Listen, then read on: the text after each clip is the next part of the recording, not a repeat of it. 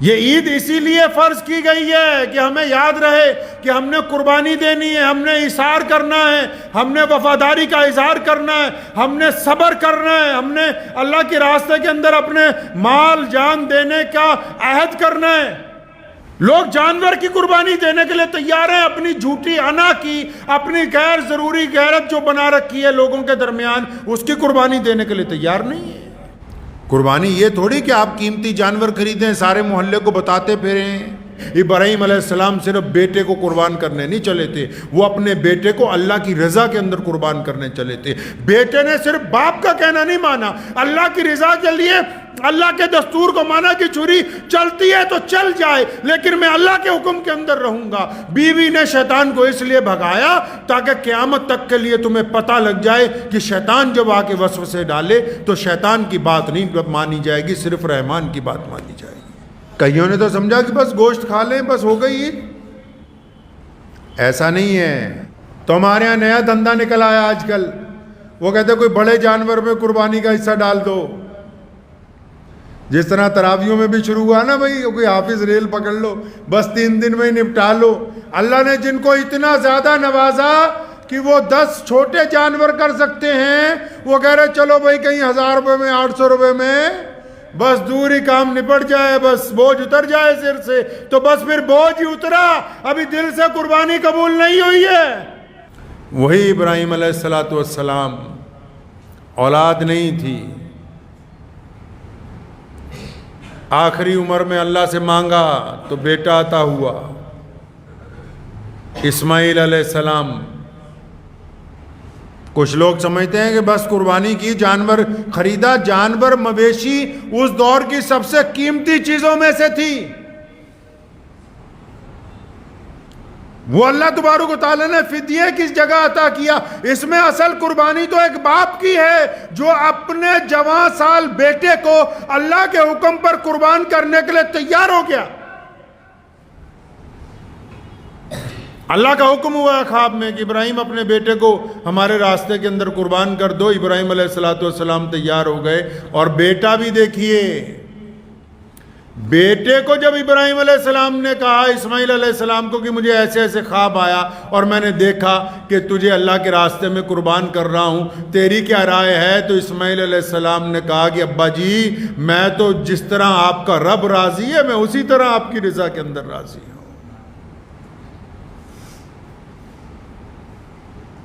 یہ پوری کائنات میں جو آج دین محمد الرسول اللہ صلی اللہ علیہ وسلم کا چل رہا ہے، اس نبی علیہ السلام کے آباء و اجداد کی قربانی کو اس لیے قیامت تک قائم رکھا گیا کہ آنے والے ہر دور کے مسلمانوں کو پتہ ہو کہ جانور ذبح کرنے سے پہلے اپنی وفاداریاں اللہ کو دینی ہے، جانور ذبح کرنے سے پہلے اپنی خوشبیاں اللہ تبارک و تعالیٰ کے راستے میں دینے کی طاقت رکھنی ہے، جانور ذبح کرنے سے پہلے اپنی جھوٹی انا اللہ کے راستے میں قربان کرنے کی ہمت رکھنی ہے۔ صرف بکرے کی میں نہیں، جو اس عید پر اپنی میں کی قربانی دے سکتے ہیں انہوں نے عید الاضحیٰ منانی ہے، باقی کسی نے نہیں منانی ہے۔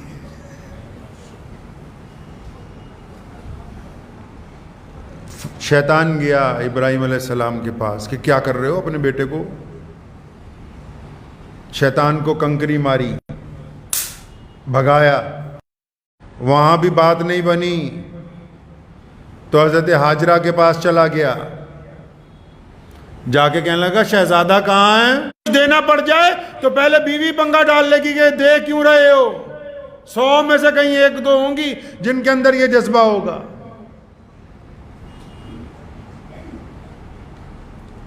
ایسے کہاں باپ ملیں گے؟ باپ کو تو اولاد چاہے کالی کیوں نہ ہو وہ بھی اتنی پسند ہوتی ہے، اور یہاں تو اللہ کے نبی حضرت اسماعیل علیہ السلام خوبرو نوجوان ہیں، 13-14 سال کی عمر ہے، اور ان کو اللہ کے راستے میں قربان کرنے کا حضرت ابراہیم علیہ السلام کو حکم ہو گیا تو اپنے بیٹے کو لے کے چل پڑے۔ اور بیٹا بھی کیسا بھائی؟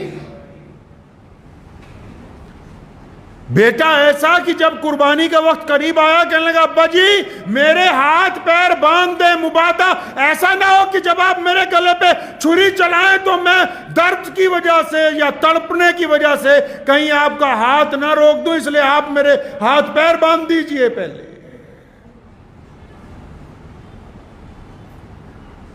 حضرت ہاجرہ کو جب شیطان نے جا کے کہا نا جی آپ کے بیٹے کو ذبح کرنے کے لیے لے جا رہے ہیں، کہنا اچھا کیوں لے کے جا رہے ہیں؟ وہ ابراہیم کے رب نے حکم دیا ہے، اللہ تعالیٰ نے حکم دیا ہے کہ اپنے بیٹے کی قربانی دو۔ تو قربان جاؤں نبی کی ماں کے اوپر بھی علیہ الصلوۃ والسلام، اور فرمایا اگر اللہ نے حکم دیا ہے اور اللہ کے راستے میں اگر تم منع کرتے ہو قربانی سے تو یقیناً تم کوئی عام آدمی نہیں، تم شیطان ہو، اس لیے بھاگ جائے یہاں سے۔ وہاں اللہ کے راستے میں کیوں رکاوٹ پیدا کرتے ہو؟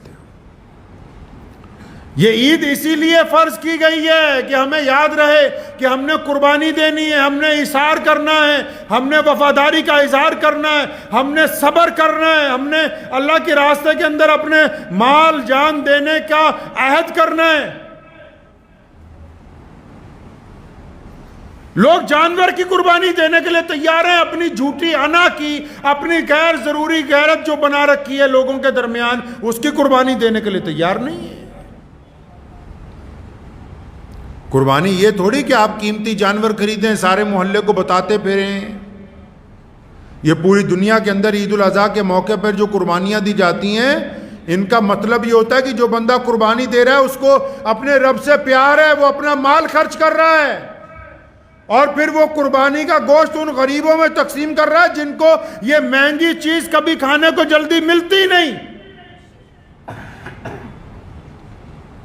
عید الاضحیٰ کا مطلب کہ ہم اپنے دل کے اندر اس جذبے کو دہرائیں کہ الہ العالمین آپ نے جن لوگوں سے، جن چیزوں سے ہمیں رکنے کا حکم دیا ہم رک جائیں گے، جن کاموں کا شریعت میں حلال طریقے سے کمانے کا حکم دیا ان کو کریں گے، جن نے جوڑنے کا حکم دیا ان کو جوڑیں گے، کرواہٹ دور کرنے کا حکم دیا ان سے کرواہٹ کو دور کریں گے۔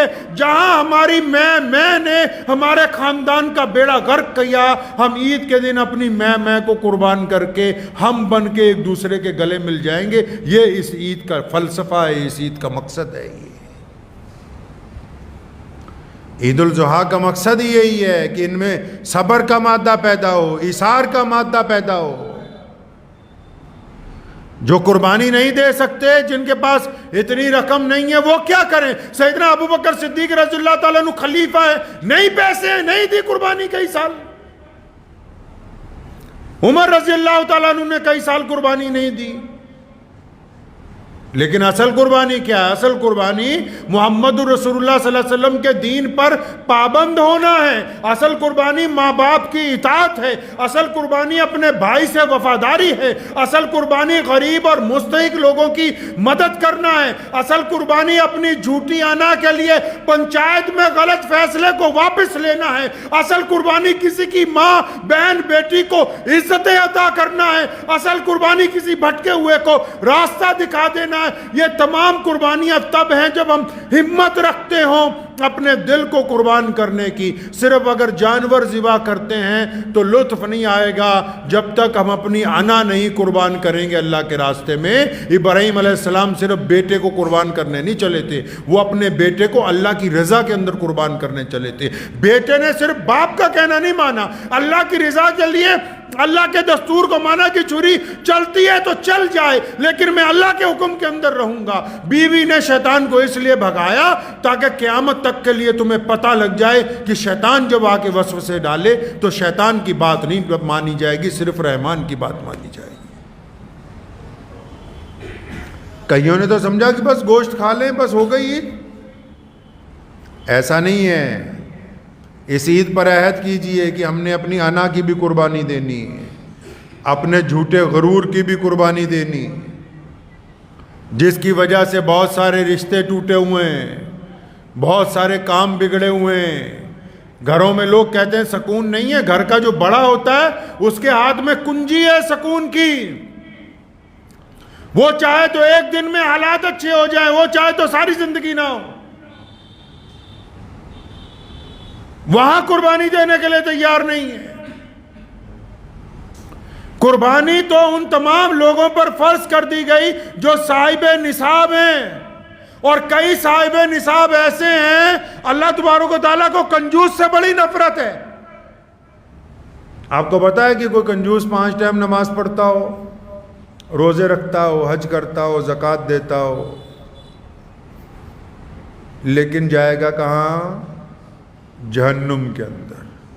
پڑھیے بخاری شریف اٹھا کے. کنجوس کا ٹھکانہ جہنم ہے. اگر کوئی غریب آدمی اپنے 100 روپے میں سے بھی 10 روپے صدقہ کر دیتا ہے, اس کا ٹھکانہ جنت ہے. لیکن کنجوس آدمی چاہے وہ متقی پرہیزگار کیوں نہ بن جائے, اللہ تبارک و تعالیٰ کے اندر بھی کنجوسی کرتے ہو, رشتوں کے اندر بھی کنجوسی کرتے ہو, اور سوچتے ہو ہم نے بہت کچھ بچا لیا. بچایا کچھ نہیں, تم نے سب کچھ کھو دیا. یقین مانو جب بچہ پیدا ہوتا ہے تو کچھ لے کے نہیں آتا, اور جب مرتا ہے تو کچھ قرضیں. تو ہمارے یہاں نیا دھندا نکل آیا آج کل, وہ کہتے ہیں کوئی بڑے جانور میں قربانی کا حصہ ڈال دو. جس طرح تراویوں میں بھی شروع ہوا نا بھائی, کوئی حافظ ریل پکڑ لو, بس 3 دن میں نپٹا لو.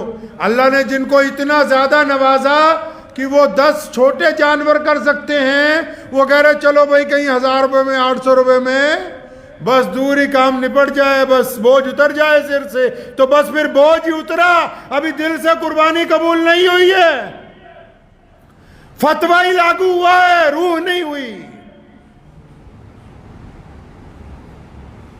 روح تو تب ہوگی جس استطاعت کے ساتھ اللہ تعالیٰ نے, جس عزم کے ساتھ تمہیں بنایا ہے. اللہ تبارک و تعالیٰ نے جو تمہیں وسعت عطا کی ہے, اللہ تبارک و تعالیٰ نے جو تمہیں نوازا ہے, تم اس نوازنے کے معیار کے مطابق اگر قربانی نہ دو, پھر کون سی قربانی ہے یہ؟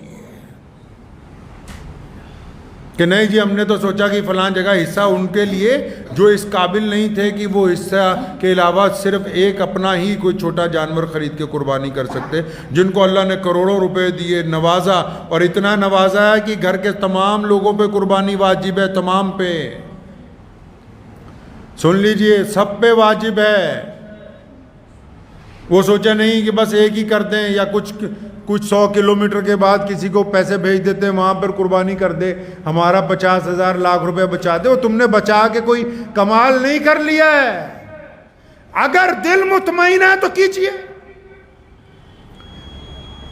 ہر بندہ اپنی ظاہری حالت کو بھی جانتا ہے, باطنی حالت کو بھی جانتا ہے. ہر بندے کو پتا ہے اس کی مالی حیثیت بھی کیسی ہے.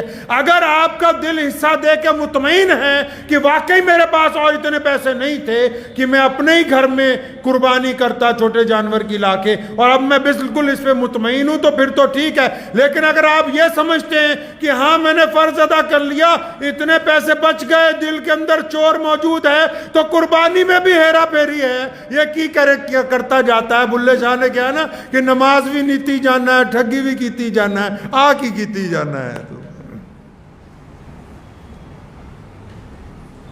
نیتوں کے اوپر, قربانی نیتوں پہ ہے.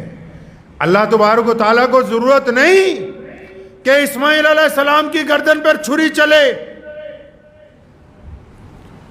اللہ تبارک و تعالیٰ کو یہ بھی ضرورت نہیں کہ ابراہیم علیہ السلام کی نیت کو جانچا جائے. ایسا نہیں ہے.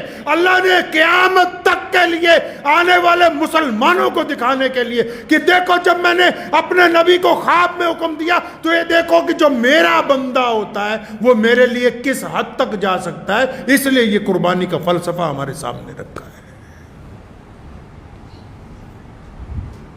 یہ کس نے کہا کہ صرف جانور ذبح کرنے کے ساتھ قربانی ہو جائے گی؟ قربانی کو زندگی کے ہر معیار پر لانا ہوگا.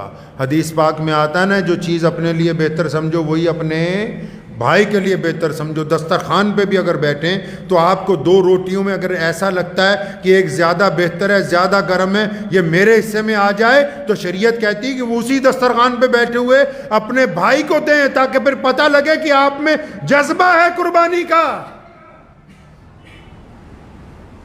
جن چیزوں کو آپ اپنے لیے بہتر سمجھتے ہیں ان کو اپنوں کے لیے بہتر سمجھیں. جس آنے والے نقصان کے متعلق خود خبردار ہونا چاہتے ہیں, اپنے پڑوسی کو بھی اس سے خبردار کریں. دوسروں کی تباہی پر خوش ہونے کی بجائے ان کو خبردار کر کے خود بھی ان کا ساتھ دیں. یہ فلسفہ ہے عید الاضحیٰ کا. اللہ تبارک و تعالیٰ نے یہ فلسفہ ہمیں عطا فرمایا ہے اس عید کے موقع پر. اور بے انتہا اللہ نے جن کو نوازا ہے ان کو چاہیے کہ اپنا مال اس عید کے روز پوری فراخ دلی کے ساتھ خرچ کریں. جن کو اللہ نے خوب دیا ہے سستے جانور نہ ڈھونڈیں. ہاں وہ ان کے لیے جن کے پاس کم پیسے مجبوری میں ان کو شوق ہے وہ جو مرضی خرید لائیں, لیکن جن کو خوب نوازا گیا ان کو نہیں حکم کہ تم سستے جانور خرید کے اپنی فرض ادا کرنے سے لیے بھاگ جاؤ. اور پھر قربانی کا جو گوشت ہے اس کو حکم دیا گیا ان غریبوں کے اندر بانٹا جائے جن کے پاس کھانے کے لیے کچھ نہیں ہے. بہت ہی رچ فوڈ ہے دنیا کا. لوگ جو مرضی کہتے رہیں لیکن ساری دنیا میں مسلمانوں کے علاوہ 70-80% لوگ گوشت کھا رہے ہیں. کیوں کھا رہے ہیں؟ کہ دنیا کا طاقتور ترین کھانا ہے, غریبوں تک نہیں پہنچتا. عید الاضحیٰ کے موقع پر پوری دنیا میں مسلمان اسے غریبوں میں, مسکینوں میں, ضرورت مندوں میں تقسیم کرتے ہیں. تو ایک دو ایسے بھی ہے کہ جڑے پورا فریج خالی کر کے وچی تو نہیں جاندے, رکھ لو 2-1 مہینے ہم ہی کھاتے رہیں گے. کرنا کیا ہے تم نے؟ جس کی نیت ہے قربانی کو فریج میں بند کرنے کی, اس کی قربانی کہاں جنت تک پہنچنے والی ہے. بانٹنے کا مزاج بنانا ہے, یہ ہمارے رسول صلی اللہ علیہ وسلم کی تاکید ہے ہمیں. میرے نبی علیہ الصلوۃ والسلام نے کچھ جمع نہیں کیا, جائیدادیں نہیں بنائی, لیکن در رسول پر جو آ گیا, قسم اللہ وحدہ لا شریک کی, جو در رسول پر پہنچا تو خالی نہیں آیا واپس. بانٹنے کا مزاج اسلام نے عطا کیا ہے. مانگنے والا کوئی آ جائے, مسلمان ہو غیر مسلم ہو, ضرورت مند کوئی آ جائے ہمارے سامنے, اسلام نے کہا ہے کہ ہمارا مزاج بانٹنے والا ہونا چاہیے. اس قربانی کے دن اب یہ یاد رکھنا ہے کہ دلوں کو پاک کرنا ہے, نفرتوں کو ذبح کرنا ہے, رنجشوں کی قربانی دینی ہے, جھوٹے غرور اور انا کی قربانی دینی ہے, اپنی میں کی قربانی دینی ہے. جب دل پاک ہو جائے گا اور پھر اللہ کے رسول صلی اللہ علیہ وسلم ابراہیم علیہ السلام کی جس طرح سنت ادا کرتے ہوئے قربانی دیتے تھے, پھر وہ قربانی دیں گے تو یقیناً اللہ کے حضور وہ قبول ہوگی. تو عزم کر لیں اس عید کے موقع پر, جو کنجوس ہیں کنجوسی کو توڑ دیں, جن کے دلوں میں نفرت ہے نفرت کو ختم کر دیں, جنہوں نے کچھ لوگوں کو اپنی آنا کی وجہ سے پریشان کیا اپنی آنا کی قربانی کر دیں. آئیں اپنے دل کو بڑا کر کے, اپنے بازوؤں کو پھیلا کے ان سب لوگوں کو اپنے اندر سمائیں, اپنے ساتھ بغل گیر کریں جو نفرتوں کی وجہ سے آج ہم سے دور ہیں. تو انشاءاللہ تعالی پرسوں عید الاضحیٰ کی جو نماز پوری دنیا کے اندر ادا کی جائے گی, تو میں دعا گو ہوں کہ ہم سب لوگ جو ہیں اپنی نیتوں کو پاک کر کے اس مقدس دن کو منائیں گے انشاءاللہ تعالی. ٹھیک ہے جی انشاءاللہ. آپ حضرات ان تمام باتوں کے لیے دعا کریں کہ اللہ تعالیٰ مجھے بھی اور آپ سب کو بھی اس کے اوپر عمل کرنے کی توفیق عطا فرمائے. وآخر دعوانا ان الحمدللہ رب العالمین.